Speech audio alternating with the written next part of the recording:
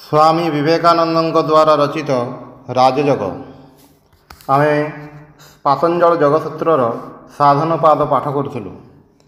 सूत्र नंबर 13 सती मूले तद्विपाक जाति आयु भोगा अर्थात मनरे यही संस्कार रूपक मूल थिबा हेतु ताहार फलस्वरूप मनुष्य आदि जाति भिन्न भिन्न परमायु और सुख दुख आदि भोग हुए।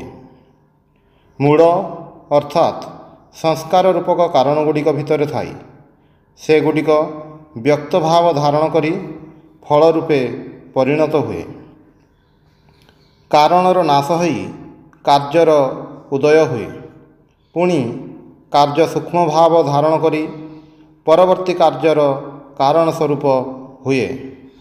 वृक्ष बीज प्रसव करे, बीज पुणी परवर्ती वृक्षर उत्पत्तिर कारण हुए। एहीपरि कार्य कारण प्रवाह चालू थाई। आम मानंकर सकल कार्य ही पूर्व संस्कारर फलस्वरूप। एही कार्य गुड़िक पुणी संस्कार रे परिणत होई भविष्यत कार्यर कारण हेबो। एही भावरे सबु चालिछि। अतएव यही सूत्रर तात्पर्य हेउछि कारण थिले ताहार फल बा कार्य अवश्य रहिबो। एही फल प्रथमतः जाति रूपे प्रकाश पाई केही मनुष्य हेबो, केही पुणी देवता, केही पशु, केही बा असुर हेबो। एही कर्म पुनश्च आयु को मध्य नियमित करे। जणे हुए तो 50 वर्ष बंचे, आउ जणे 100 वर्ष, पुणी केही हुए तो 2 वर्ष बयस मरी जाई से आउ पूर्ण वयस्क हुए नहीं। जीवनर यही सबु विभिन्नता पूर्व कर्म द्वारा नियमित हुए। केही जेपरि केवल सुख भोग पाई जन्मग्रहण करिछि, जदि से बण को जाई लुचि रहे तेबे सुद्धा सुख ताहाकु अनुसरण करिवो। आउ जणे जेउठाकु जाउना काहींकि दुख मध्य ताहाकु अनुसरण करुथाई। ता निकटरे सबु दुखमय। ए सबु ही समानंकर निज निज पूर्व कर्मर फल। योगी मानंक मतरे पुण्य कर्म हेतु सुख, पाप कर्म हेतु दुख उत्पन्न हुए।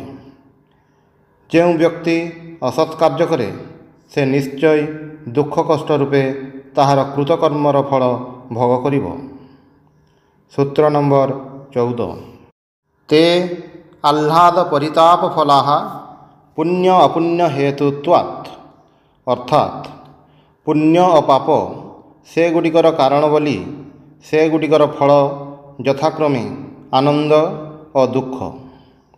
सूत्र नंबर 15 परिणाम ताप संस्कार दुखे ही गुणवृत्ति विरोधात् च दुखमेव सर्वं विवेकिनः अर्थात परिणाम रे किंबा भोग कला बेले भोग व्याघातर आशंकार अथवा सुख संस्कार जनित नूतन तृष्णा उत्पन्न हेउथिबारु एवं गुणवृत्ति अर्थात सत्व रज तम परस्पर विरोधी बोली विवेकींक निकटरे सबु दुखमय बोली बोध हुए।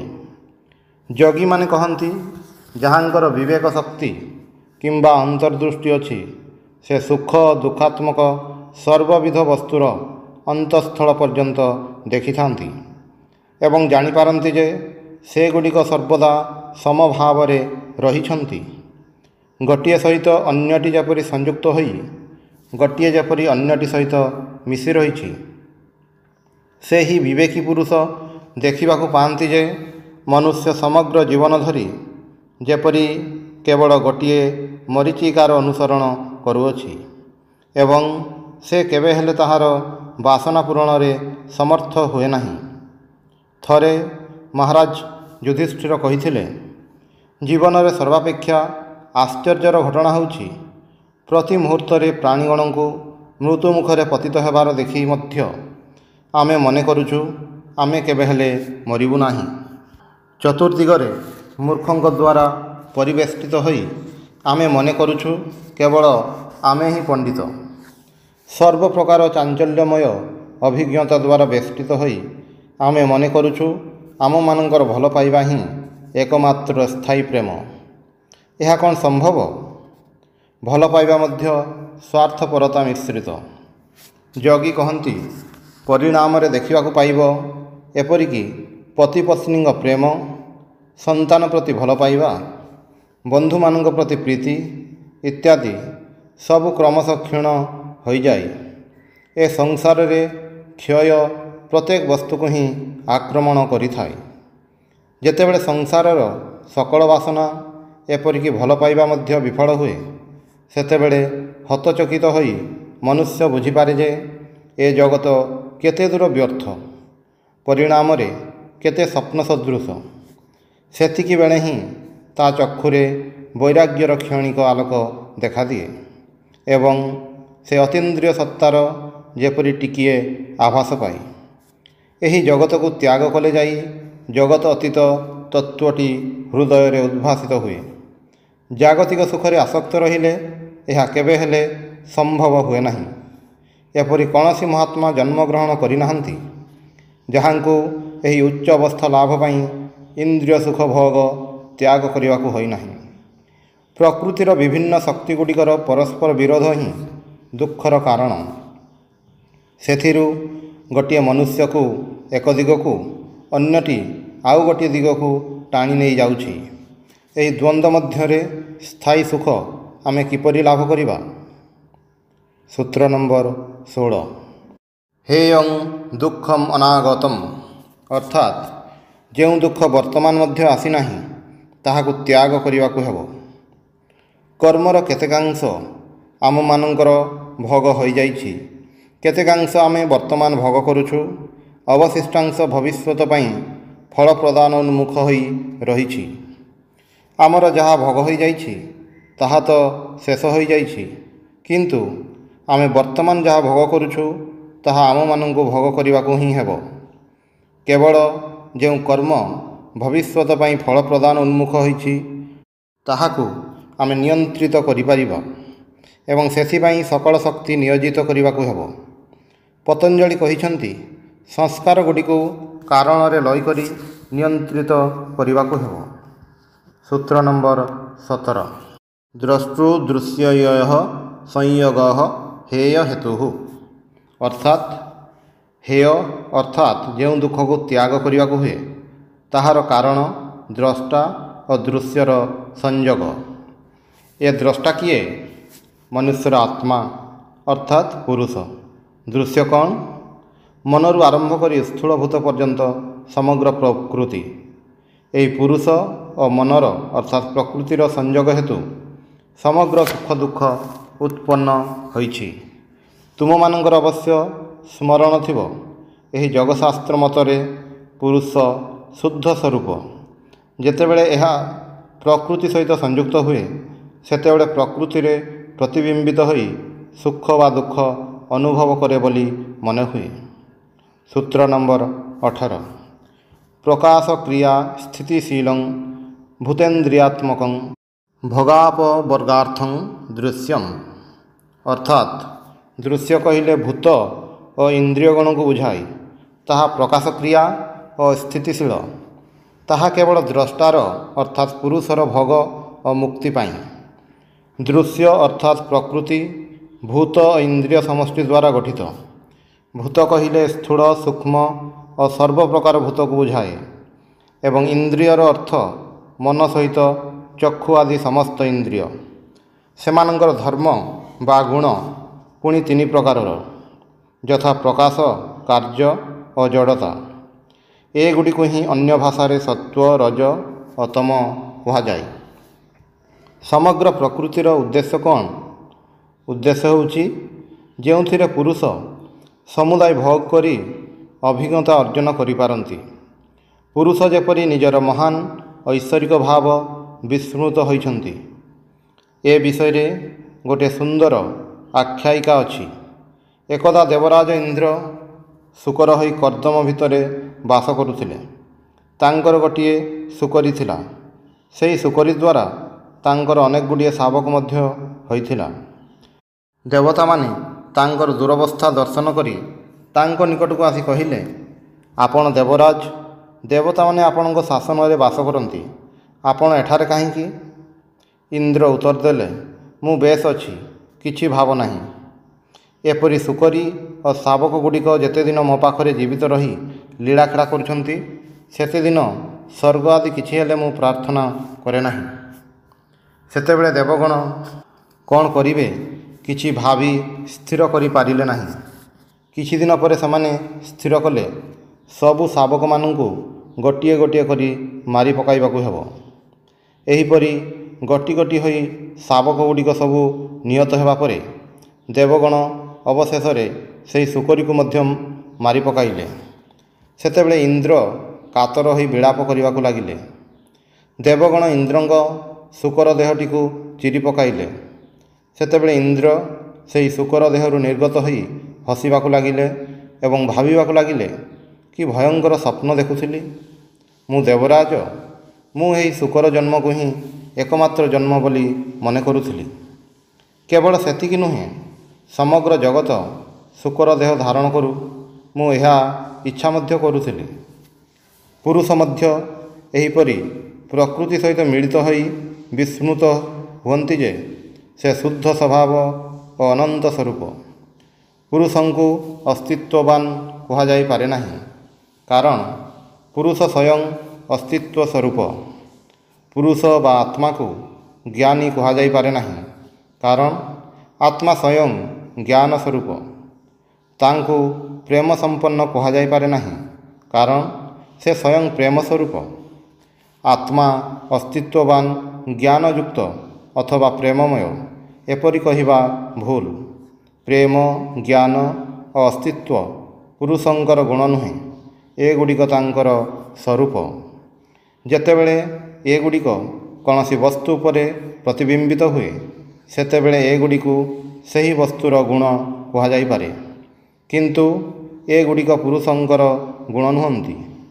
ଏଗୁଡ଼ିକ ସେହି ମହାନ ଆତ୍ମାଙ୍କର, ଅନନ୍ତ ପୁରୁଷଙ୍କର ସ୍ୱରୂପ।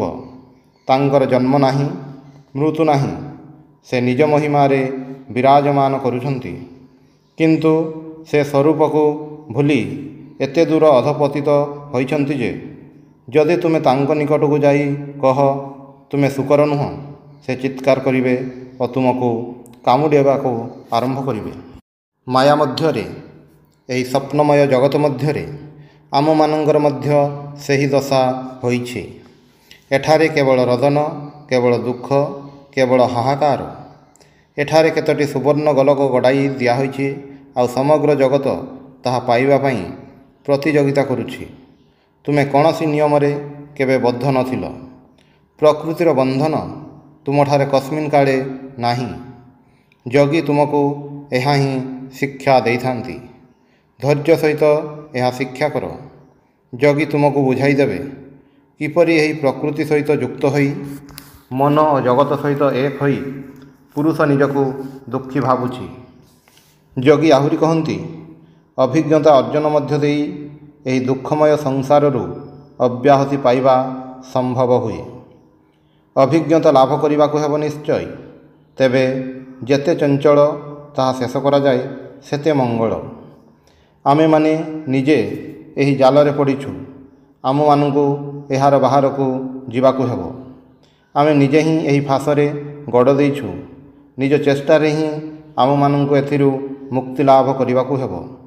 ଅତଏବ ଏହି ପତି ପତ୍ନୀ ପ୍ରେମ, ବନ୍ଧୁ ପ୍ରୀତି ଓ ଅନ୍ୟାନ୍ୟ ଯେଉଁ ସକଳ କ୍ଷୁଦ୍ର କ୍ଷୁଦ୍ର ସ୍ନେହ ଭଲ ପାଇବାର ଆକାଂକ୍ଷା ଅଛି, ସବୁ ହିଁ ଭୋଗ କରିପକାଅ। ଯଦି ନିଜର ସ୍ୱରୂପ ସର୍ବଦା ସ୍ମରଣ ଥାଏ, ତାହେଲେ ତୁମେ ଶୀଘ୍ର ନିର୍ବିଘ୍ନରେ ଏଥିରୁ ଉତ୍ତୀର୍ଣ୍ଣ ହୋଇଯିବ। କେବେ ହେଲେ ଭୁଲ ନାହିଁ, ଏହି ଅବସ୍ଥା ଅତି ଅଳ୍ପ କ୍ଷଣ ପାଇଁ ଏବଂ ଆମମାନଙ୍କୁ ଏହା ମଧ୍ୟ ଦେଇ ଯିବାକୁ ହିଁ ହେବ। ଅଭିଜ୍ଞତା ଆମମାନଙ୍କର ଏକମାତ୍ର ମହାନ ଶିକ୍ଷକ, କିନ୍ତୁ ଏହି ସୁଖ ଦୁଃଖ ଗୁଡ଼ିକ କେବଳ ସାମୟିକ ଅଭିଜ୍ଞତା ବୋଲି ଯେପରି ମନେ ଥାଏ। ଏଗୁଡ଼ିକ ଆପେ ଆପେ ଆମମାନଙ୍କୁ ଏପରି ଏକ ଅବସ୍ଥାକୁ ନେଇଯିବେ, ଯେଉଁଠାରେ ଜଗତର ସମସ୍ତ ବସ୍ତୁ ଅତି ତୁଚ୍ଛ ହୋଇଯିବ।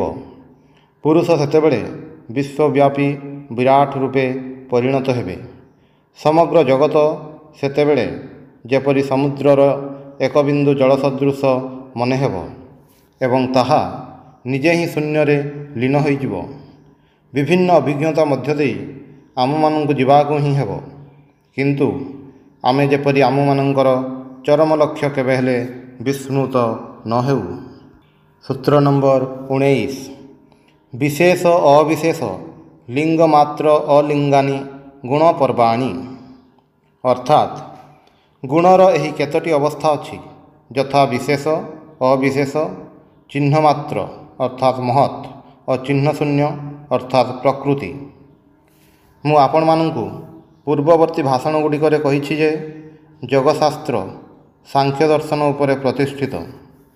ଏଠାରେ ପୁନର୍ବାର ସାଂଖ୍ୟ ଦର୍ଶନର ଜଗତ ସୃଷ୍ଟି ପ୍ରକରଣ ଆପଣମାନଙ୍କୁ ସ୍ମରଣ କରାଇଦେବି। ସାଂଖ୍ୟ ମତରେ ପ୍ରକୃତି ହିଁ ଜଗତର ନିମିତ୍ତ ଓ ଉପାଦାନ କାରଣ। ଏହି ପ୍ରକୃତିରେ ପୁଣି ତ୍ରିବିଧ ଉପାଦାନ ଅଛି, ଯଥା ସତ୍ତ୍ୱ, ରଜ ଓ ତମ। ତମ ଉପାଦାନଟି ଅନ୍ଧକାର, ଯାହା କିଛି ଅଜ୍ଞାନାତ୍ମକ ଓ ଗୁରୁ ପଦାର୍ଥ ସମସ୍ତ ହିଁ ତମମୟ। ରଜ କ୍ରିୟାଶକ୍ତି, ଆଉ ସତ୍ତ୍ୱ ହେଉଛି ଶାନ୍ତଭାବ, ପ୍ରକାଶ ସ୍ୱଭାବ। ସୃଷ୍ଟି ପୂର୍ବରୁ ପ୍ରକୃତି ଯେଉଁ ଅବସ୍ଥାରେ ଥାଏ ତାହାକୁ କୁହାଯାଏ ଅବ୍ୟକ୍ତ, ଅବିଶେଷ ବା ଅବିଭକ୍ତ।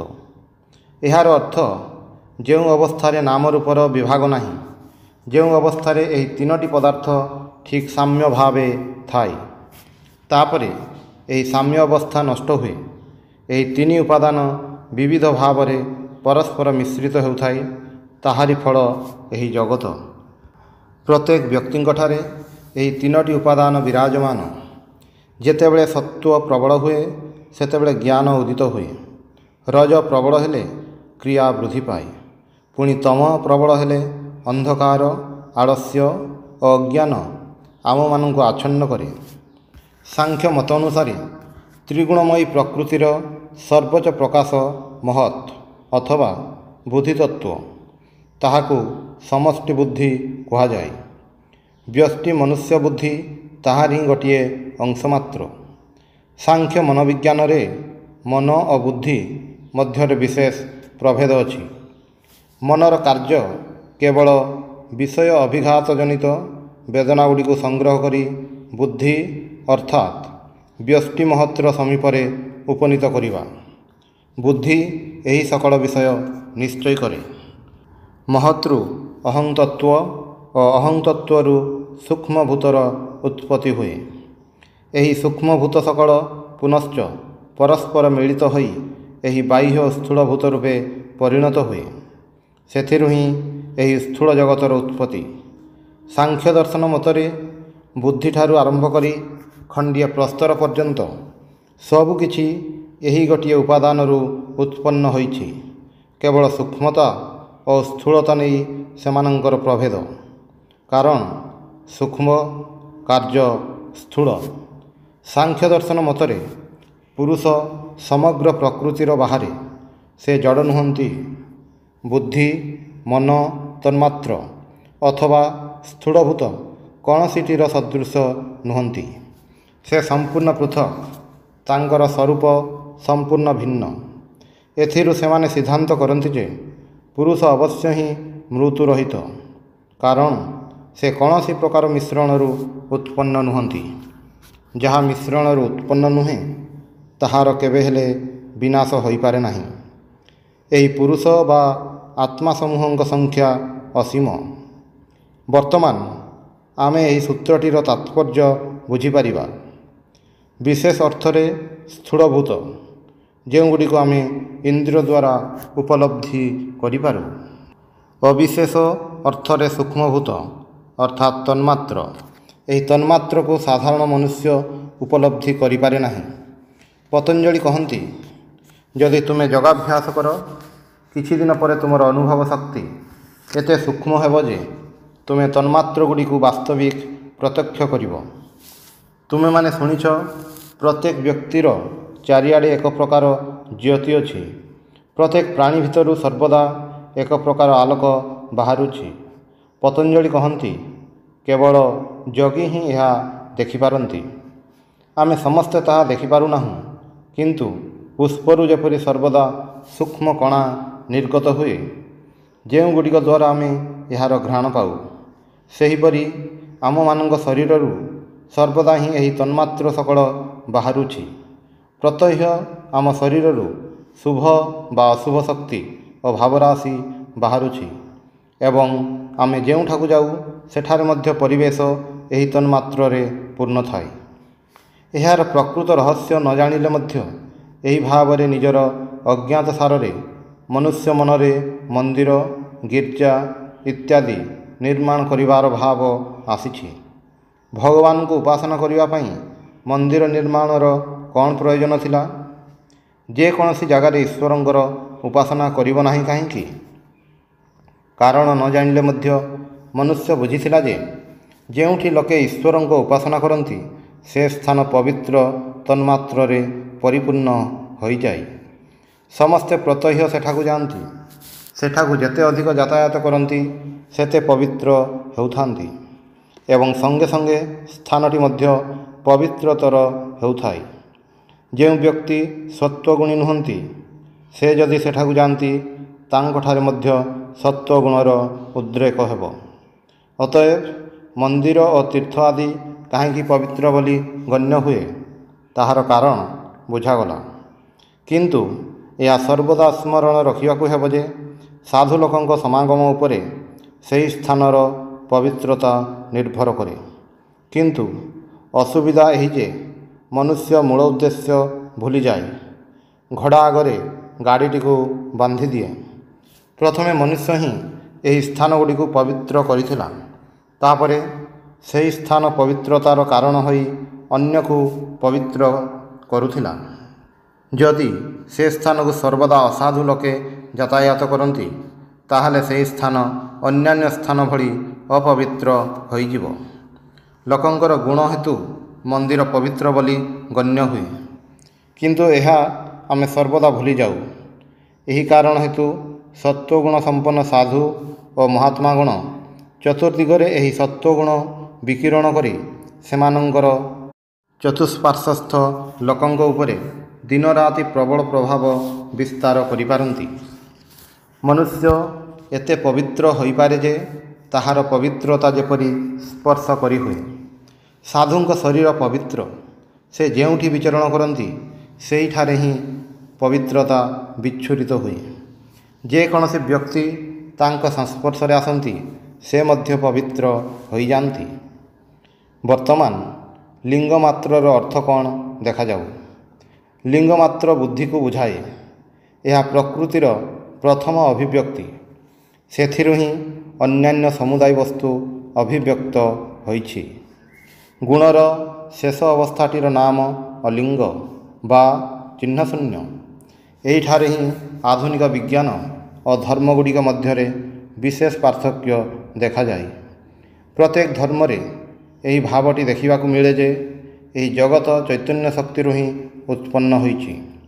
ଈଶ୍ୱର ଆମମାନଙ୍କ ପରି ବ୍ୟକ୍ତିବିଶେଷ କି ନା, ଏ ବିଚାର ଛାଡ଼ିଦେଇ କେବଳ ମନୋବିଜ୍ଞାନ ଦିଗରୁ ଦେଖିଲେ ଈଶ୍ୱରବାଦର ତାତ୍ପର୍ଯ୍ୟ ଏହି ଯେ ଚୈତନ୍ୟ ହିଁ ସୃଷ୍ଟିର ଆଦିବସ୍ତୁ ଏବଂ ସେଥିରୁ ସ୍ଥୂଳଭୂତର ପ୍ରକାଶ ହୋଇଛି। କିନ୍ତୁ ଆଧୁନିକ ଦାର୍ଶନିକ ପଣ୍ଡିତମାନେ କହନ୍ତି ଚୈତନ୍ୟ ସୃଷ୍ଟିର ଶେଷ ବସ୍ତୁ। ସେମାନଙ୍କର ମତ ଏହି ଯେ ଅଚେତନ ଓ ଜଡ଼ ବସ୍ତୁ ସକଳ ଧୀରେ ଧୀରେ ଜୀବଜନ୍ତୁରେ ପରିଣତ ହୋଇଛି।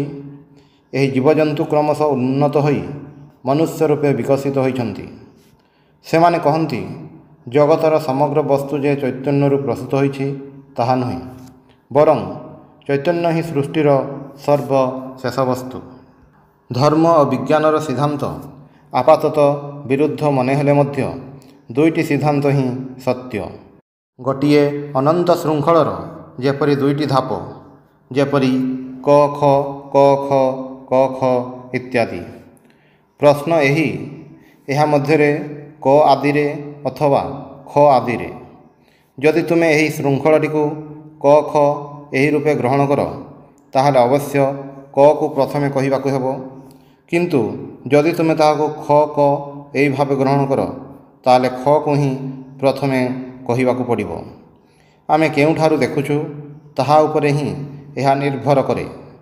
ଚୈତନ୍ୟ ପରିଣାମ ପ୍ରାପ୍ତ ହୋଇ ସ୍ଥୂଳଭୂତ ଆକାର ଧାରଣ କରେ। ସ୍ଥୂଳଭୂତ ପୁଣି ଚୈତନ୍ୟରେ ପରିଣତ ହୁଏ। ଏହି ଭାବରେ ହିଁ ଚାଲୁଥାଏ। ସାଂଖ୍ୟ ଓ ଅନ୍ୟାନ୍ୟ ଧର୍ମ ଆଚାର୍ଯ୍ୟଗଣ ଚୈତନ୍ୟକୁ ଅଗ୍ରେ ସ୍ଥାପନ କରନ୍ତି। ସେଥିରେ ଏ ଶୃଙ୍ଖଳ ଏହି ଆକାର ଧାରଣ କରେ, ଯଥା ପ୍ରଥମେ ଚୈତନ୍ୟ ପରେ ଜଡ଼। ବୈଜ୍ଞାନିକ ଜଡ଼କୁ ଗ୍ରହଣ କରି କହନ୍ତି ପ୍ରଥମେ ଜଡ଼ ପରେ ଚୈତନ୍ୟ। ଉଭୟ ହିଁ ସେହି ଏକ ଶୃଙ୍ଖଳର କଥା କହୁଛନ୍ତି। ଭାରତୀୟ ଦର୍ଶନ କିନ୍ତୁ ଏହି ଚୈତନ୍ୟ ଓ ଜଡ଼ ଉଭୟଙ୍କର ଊର୍ଦ୍ଧ୍ୱରେ ପୁରୁଷ ବା ଆତ୍ମାକୁ ଦେଖିପାରନ୍ତି। ଏହି ଆତ୍ମା ବୁଦ୍ଧିର ଅତୀତ। ବୁଦ୍ଧି ତାଙ୍କର ହିଁ ପ୍ରତିଫଳିତ ଆଲୋକ।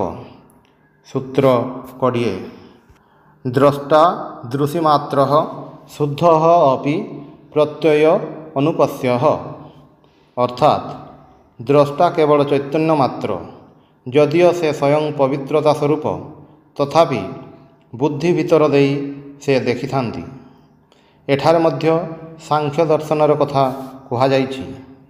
ଆମେ ପୂର୍ବରୁ ଦେଖିଛୁ ସାଂଖ୍ୟ ଦର୍ଶନର ଏହି ମତ ଯେ ନିମ୍ନତମ ବିକାଶରୁ ଆରମ୍ଭ କରି ବୁଦ୍ଧି ପର୍ଯ୍ୟନ୍ତ ସମସ୍ତ ହିଁ ପ୍ରକୃତିର ଅନ୍ତର୍ଗତ। ପୁରୁଷଗଣ ପ୍ରକୃତିର ବାହାରେ।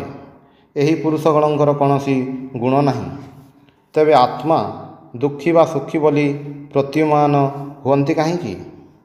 ପ୍ରତିଫଳନ ଦ୍ୱାରା ଗୋଟିଏ ସ୍ଫଟିକ ନିକଟରେ ଗୋଟିଏ ଲାଲ ଫୁଲ ରଖିଲେ ଏହି ସ୍ଫଟିକଟି ଲାଲ ଦେଖାଯିବ। ସେହିପରି ଆମେ ଯେଉଁ ସୁଖ ବା ଦୁଃଖ ବୋଧ କରୁଛୁ ତାହା ବାସ୍ତବିକ ପ୍ରତିବିମ୍ବ ମାତ୍ର। ବାସ୍ତବିକ ଆତ୍ମାରେ ଏ ସକଳ କିଛି ହିଁ ନାହିଁ। ଆତ୍ମା ପ୍ରକୃତିଠାରୁ ସମ୍ପୂର୍ଣ୍ଣ ପୃଥକ ବସ୍ତୁ। ପ୍ରକୃତି ଏକ ବସ୍ତୁ, ଆତ୍ମା ଅନ୍ୟ ଏକ ବସ୍ତୁ। ଏ ଦୁଇଟି ଚିରଦିନ ପୃଥକ। ସାଂଖ୍ୟଗଣ କହନ୍ତି ଯେ ବୁଦ୍ଧିଜାତ ଜ୍ଞାନ ଗୋଟିଏ ମିଶ୍ର ପଦାର୍ଥ। ତାହାର ହ୍ରାସ ବୃଦ୍ଧି ଅଛି। ତାହା ପରିବର୍ତ୍ତନଶୀଳ। ଶରୀର ପରି ତାହା ମଧ୍ୟ କ୍ରମଶଃ ପରିଣାମ ପ୍ରାପ୍ତ ହୁଏ। ଶରୀରର ଯେଉଁ ସକଳ ଧର୍ମ, ସେଥିରେ ମଧ୍ୟ ସେ ସକଳ ଧର୍ମ ବିଦ୍ୟମାନ। ଶରୀର ପକ୍ଷରେ ନଖ ଯେପରି, ଏହି ଜ୍ଞାନ ପକ୍ଷରେ ଦେହ ମଧ୍ୟ ସେହିପରି। ନଖ ଶରୀରର ଗୋଟିଏ ଅଂଶ। ତାହାକୁ ଶତ ଶତ ବାର କାଟି ପକାଇଲେ ମଧ୍ୟ ଶରୀର ବଞ୍ଚି ରହେ। ସେହିପରି ଏହି ଶରୀର ବହୁବାର ପରିତ୍ୟକ୍ତ ହେଲେ ମଧ୍ୟ ବୁଦ୍ଧିଜାତ ଜ୍ଞାନ ଯୁଗ ଯୁଗାନ୍ତର ଧରି ରହିବ। କିନ୍ତୁ ତାହେଲେ ମଧ୍ୟ ଏହି ଜ୍ଞାନ କେବେ ହେଲେ ଅବିନାଶୀ ହୋଇପାରେ ନାହିଁ। କାରଣ ତାହା ପରିବର୍ତ୍ତନଶୀଳ। ତାହାର ହ୍ରାସ ବୃଦ୍ଧି ଅଛି। ଆଉ ଯାହା କିଛି ପରିବର୍ତ୍ତନଶୀଳ ତାହା କେବେ ହେଲେ ଅବିନାଶୀ ହୋଇପାରେ ନାହିଁ। ଏହି ଜ୍ଞାନ ଅବଶ୍ୟ ହିଁ ଜନ୍ୟ ପଦାର୍ଥ। ପୁଣି ଏଥିରୁ ବୁଝାଯାଉଛି ଅନ୍ୟ କୌଣସି ଗୋଟିଏ ପଦାର୍ଥ ଅଛି। ଜନ୍ୟ ପଦାର୍ଥ କେବେ ହେଲେ ମୁକ୍ତ ସ୍ୱଭାବ ହୋଇପାରେ ନାହିଁ। ସଂଶ୍ଳିଷ୍ଟ ସବୁକିଛି ହିଁ ପ୍ରକୃତିର ଅନ୍ତର୍ଗତ, ସୁତରାଂ ଚିରକାଳ ପାଇଁ ବଦ୍ଧ। ତେବେ ମୁକ୍ତ କିଏ? ଯିଏ କାର୍ଯ୍ୟକାରଣ ସମ୍ବନ୍ଧର ଅତୀତ, ସେ ହିଁ ପ୍ରକୃତ ମୁକ୍ତ। ତୁମେ ଯଦି କହ ମୁକ୍ତ ଭାବଟି ଭ୍ରମାତ୍ମକ, ମୁଁ କହିବି ବନ୍ଧନର ଭାବଟି ମଧ୍ୟ ଭ୍ରମାତ୍ମକ। ଆମମାନଙ୍କ ଜ୍ଞାନରେ ଏହି ଦୁଇ ଭାବ ହିଁ ସଦା ବିରାଜିତ, ପରସ୍ପର ଆଶ୍ରିତ। ଗୋଟିଏ ନଥିଲେ ଅନ୍ୟଟି ରହିପାରେ ନାହିଁ। ବନ୍ଧନ ଓ ମୁକ୍ତି ସମ୍ବନ୍ଧରେ ଏହା ହିଁ ଆମର ଧାରଣା। ଯଦି କାନ୍ଥ ମଧ୍ୟ ଦେଇ ଯିବାକୁ ଚାହୁଁ, ଆମମାନଙ୍କ ମୁଣ୍ଡ କାନ୍ଥରେ ଧକ୍କା ଖାଏ, ତାହେଲେ ବୁଝିଲୁ ଆମେ ଏହି କାନ୍ଥ ଦ୍ୱାରା ସୀମାବଦ୍ଧ।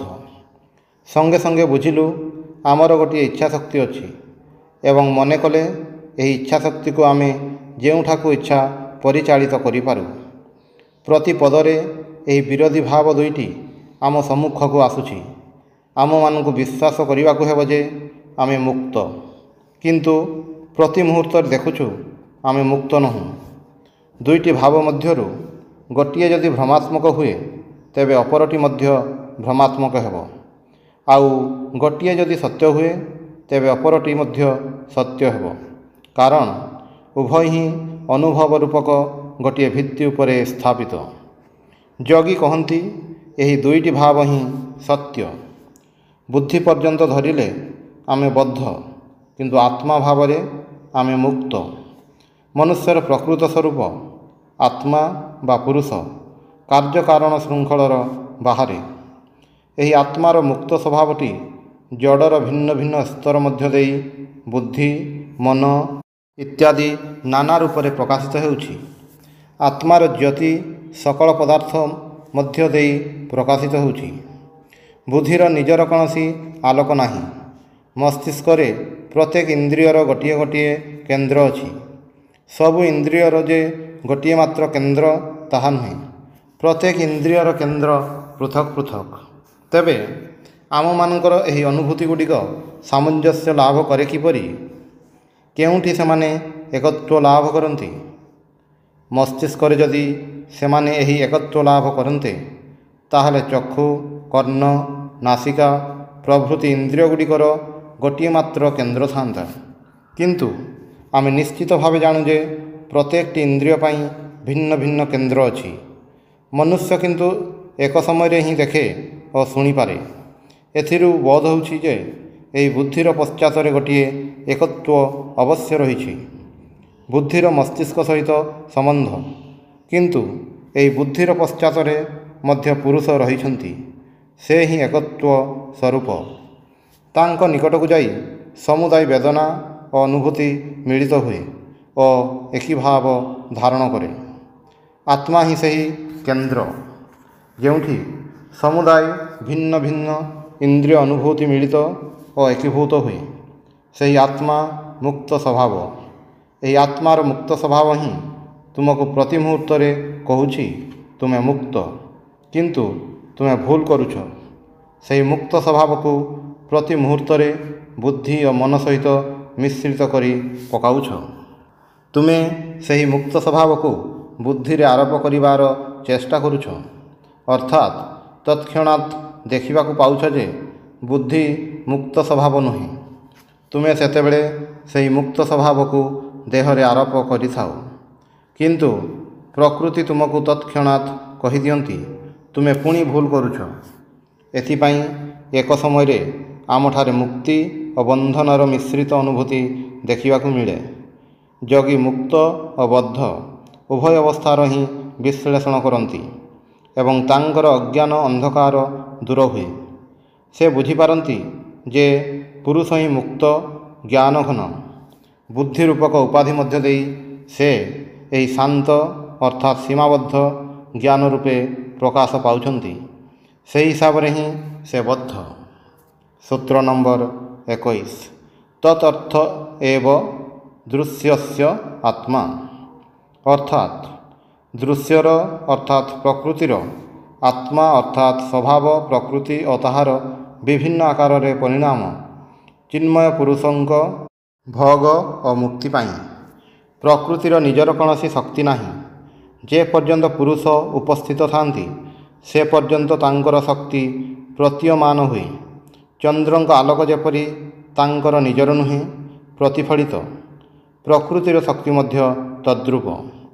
ଯୋଗୀମାନଙ୍କ ମତରେ ପ୍ରକୃତିର ସମଗ୍ର ଅଭିବ୍ୟକ୍ତି ପ୍ରକୃତିରୁ ହିଁ ଉତ୍ପନ୍ନ, କିନ୍ତୁ ପୁରୁଷକୁ ମୁକ୍ତ କରିବା ବ୍ୟତୀତ ପ୍ରକୃତିର ନିଜର କୌଣସି ଉଦ୍ଦେଶ୍ୟ ନାହିଁ। ସୂତ୍ର ନମ୍ବର 22।